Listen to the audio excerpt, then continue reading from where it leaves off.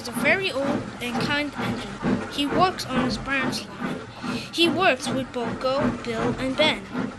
He's a banker of Gordon's Hill, and he likes to pull trains and trucks. But one day, James was complaining last night. Edward is an old engine, he said. He doesn't pull trains. Henry was not amused. What do you mean? Edward is just an old engine, he said. Later that and Edward was getting very cross at James complaining, and he was studying how to pay him out. Later, James backed on the express because Gordon was ill and he needed to take the express. Come on, said James. The guard was almost about to blow his whistle when James started off too quickly. He started off before the guard could get in his van, and he set it off.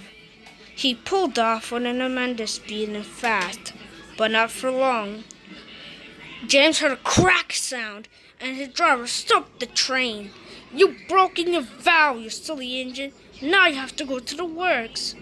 James felt very foolish indeed. Later, the Fat Controller was looking in the engines in the shed, but he only found was Edward. Edward, said Sir Topham Hatt, can you take the express? James has broken down. I'll try, said the old engine, but he felt very worried.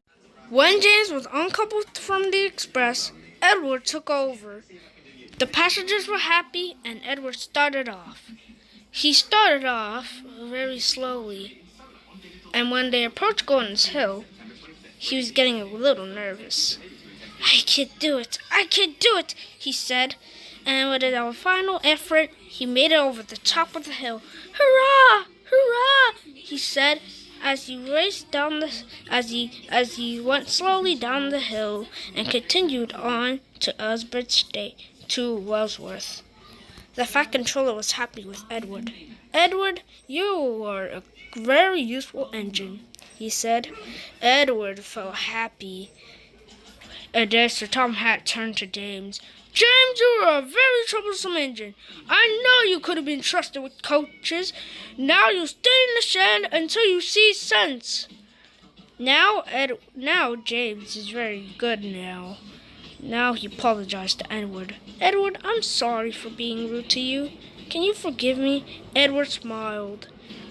Well, James, I can forgive you, but it's okay to be rude sometimes. Now Edward and James are very good friends. But now James doesn't tease Edward if he's old or not, and being rude at others. But that's another story I could not conclude to. And that's another story I cannot say.